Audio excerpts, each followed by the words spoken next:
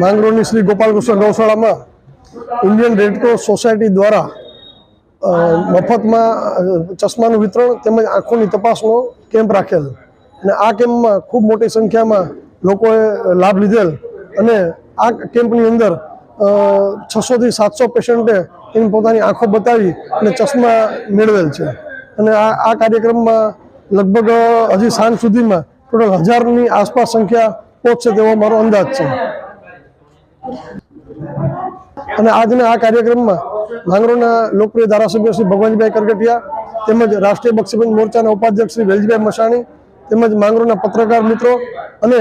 ગામના સ્થાનિક આગેવાનોએ આ કેમ્પની મુલાકાત લીધેલ।